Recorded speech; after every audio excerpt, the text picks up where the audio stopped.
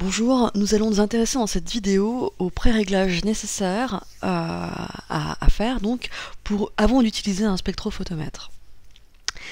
Alors, je vous rappelle qu'un spectrophotomètre mesure notamment l'absorbance, mais cet appareil permet aussi de mesurer finalement une autre grandeur qu'on appelle la transmittance.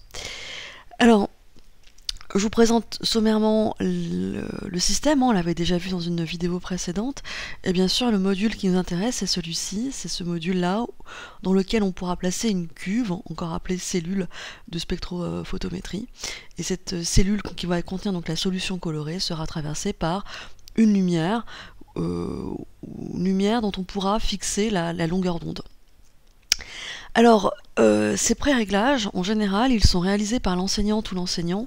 Cependant, si jamais on est dans une salle de TP avec beaucoup de matériel, beaucoup de spectrophotomètres, peut-être que vous serez amené à faire vous-même ces pré-réglages. Alors, dans un premier temps, il vous faudra donc deux cellules, au moins. La première cellule, bien sûr, va contenir une solution colorée. Ici, c'est une solution de sulfate de cuivre.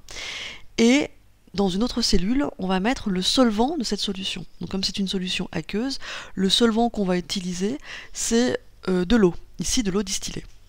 Alors cette cuve, en fait, cette cellule contenant le solvant, va nous permettre de réaliser ce qu'on appelle le zéro.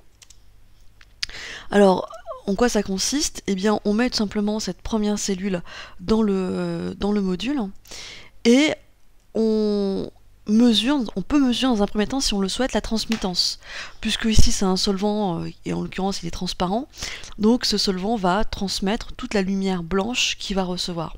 Autrement dit, il y aura donc 0% d'absorbance. Donc là c'est ça, faire le zéro, c'est indiquer au logiciel qui est relié au spectrophotomètre que le solvant n'absorbe aucune longueur d'onde, aucune radiation, puisqu'il transmet toutes les lumières.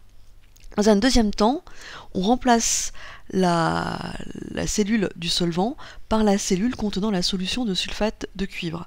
Et là encore, on réalise son profil spectral en termes d'absorbance. Donc cette fois, on voit bien sûr que une solution de sulfate de cuivre absorbe. En l'occurrence, elle absorbe dans les grandes longueurs d'onde, dans le rouge, voire au-delà du rouge infrarouge. Alors, je me permets de faire un petit zoom sur donc ce profil spectral en absorbance ici de la solution aqueuse de sulfate de cuivre, et j'attire votre attention sur le fait que l'absorbance de cette solution varie en fonction de la longueur d'onde de la radiation qui éclaire votre solution de sulfate de cuivre. Je m'explique, si on éclaire la solution de sulfate de cuivre avec une radiation de longueur d'onde 400 nanomètres, l'absorbance n'est pas très importante. Si on éclaire la solution par une radiation avec une longueur d'onde de 650 nanomètres, l'absorbance de la solution est un peu plus importante.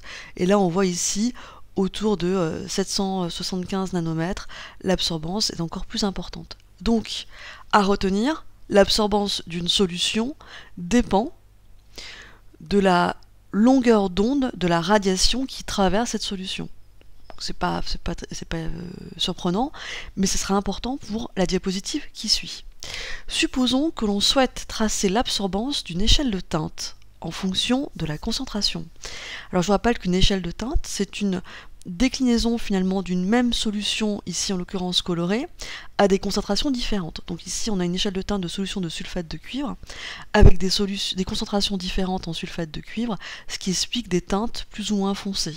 Ici le tube numéro 4 contient une solution plus claire que le tube numéro 1. En effet, la concentration de sulfate de cuivre est bien moins importante ici, donc en l'occurrence c'est une concentration massique, que celle dans le tube numéro 1.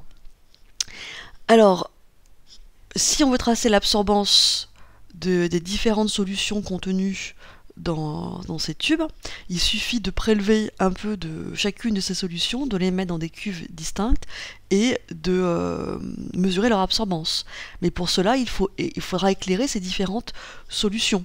Et la question qu'on va se demander, quelle lumière va-t-on choisir? Puisqu'effectivement, en fonction de la longueur d'onde, l'absorbance n'est pas la même. Donc déjà, on va choisir une longueur d'onde qui sera la même, à la fois pour la radiation qui va éclairer la solution du tube 4, que la solution du tube 3, etc.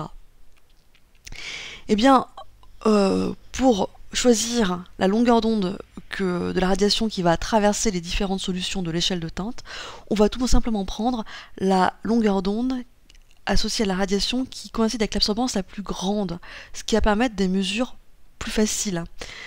Donc il suffit de regarder sur ce graphique, sur le profil spectral, où se trouve l'absorbance maximale, donc c'est à peu près ici, et on regarde à quelle longueur d'onde cela coïncide, donc environ 800 nanomètres. Donc traduction, il nous suffira d'indiquer, quand on va vouloir tracer l'absorbance d'une échelle de teinte en fonction de sa concentration, on fera des petits réglages intermédiaires sur le logiciel, en indiquant à l'ordinateur, et donc à l'appareil, qu'on va éclairer toute une gamme de cuves contenant des solutions à concentration différentes, avec une longueur d'onde cette fois fixe, qui sera, dans ce cas particulier, autour de 800 nanomètres. Et ensuite, il suffira pour nous de faire un tableau de mesure, et pour les différentes solutions de concentration différentes, de relever les absorbances associées.